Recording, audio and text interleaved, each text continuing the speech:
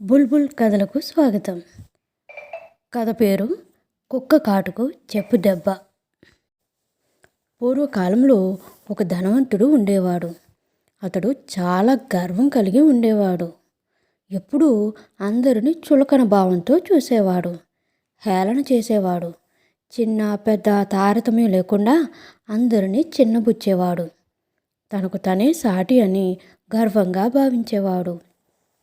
ఒకసారి ఆ నగరంలోకి ఒక బ్రాహ్మణుడు వచ్చాడు. అతడు చాలా పేదవాడు. ఆ బ్రాహ్మణుడు తనకున్న విద్య మీదే ఆధారపడి జీవితాన్ని కొనసాగించేవాడు. ఆయన పురాణ కాలక్షేపాలు చేస్తుండేవాడు. ప్రజలందరి చేత గౌరవం పొందేవాడు. ఎంతో మర్యాదతో జీవనం కొనసాగిస్తున్న ఈ పేద బ్రాహ్మణుని ఏడిపించాలనుకున్నాడు ఆ ధనికుడు. అవకాశం కొరకు వేచి ఉన్నాడు. ఒకసారి పేద బ్రాహ్మణుడు ధనికుడికి ఎదురయ్యాడు. అప్పుడు ఆ ధనికుడు బ్రాహ్మణుని పిలిచి తనకు పంచాంగం చెప్పమని అడిగాడు. అప్పుడు బ్రాహ్మణుడు తన వద్ద పంచాంగం లేదని, ఇంటికి వస్తే చూసి చెబుతానని వినయంగా చెప్పాడు. అప్పుడు ధనికుడు, మరి నీ వద్ద ఉన్న ఆ పెద్ద పుస్తకం ఏమిటని అడిగాడు. ఇది మహాభారత గ్రంథం అని చెప్పాడు బ్రాహ్మణుడు. అంత పెద్ద పుస్తకం నీ వద్ద ఉంచుకుని కూడా నీవు నాకు పంచాంగం చెప్పలేకపోయావు. ఎందుకు పనికి రానప్పుడు ఆ గ్రంథాన్ని ఎందుకు మోసుకెళ్తున్నావు? మోత దండుగు కదా అని హేళనగా మాట్లాడాడు. ఎంతో అపహాసం చేస్తూ నవ్వుకుంటూ వెళ్ళిపోయాడు ఆ ధనికుడు. ఎన్నడూ మాటలు పడని ఆ పేద బ్రాహ్మణుడు ధనికుడు చేసిన అవమానాన్ని భరించలేకపోయాడు. ఇంత అవమానం జీవితంలో ఎప్పుడూ భరించలేదు.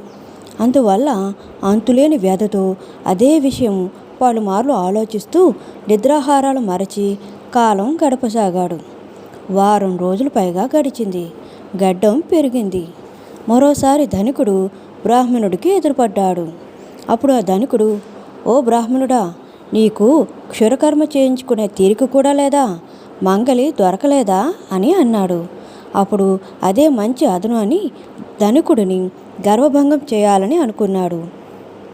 ధనికునితో, మంగలి కత్తికి పదును లేదట, తమ ఊరిలో కత్తిని ఇస్తే గడ్డం గీయించుకుంటాను అన్నాడు. ఆ మాటలకు ధనికుడు నవ్వి, ఈ కత్తి గడ్డం గీయించుకోవడానికి పనికిరాదు, యుద్ధం చేయడానికి పనికి వస్తుంది నవ్వుతూ చెప్పాడు. బ్రాహ్మణుడు మరింత గర్వంగా నవ్వుతూ, అంత పెద్ద కత్తి ఇంత చిన్న పని చేయలేదంటే దీన్ని మీరు అనవసరంగా మోసుకు తిరగడం ఎందుకు? ఏ నూతులోనైనా పారేయండి అన్నాడు. ధనికుడు అప్పుడు తన తప్పును తెలుసుకున్నాడు. కుక్క కాటుకు చెప్పు దెబ్బ అన్న రీతిలో ధనికుడి గర్వం అణిగినందుకు బ్రాహ్మణుడు ఎంతగానో సంతోషించాడు. కథ నచ్చినట్లయితే లైక్ చేయండి, షేర్ చేయండి, సబ్స్క్రైబ్ చేయడం మర్చిపోకండి. Thank you so much.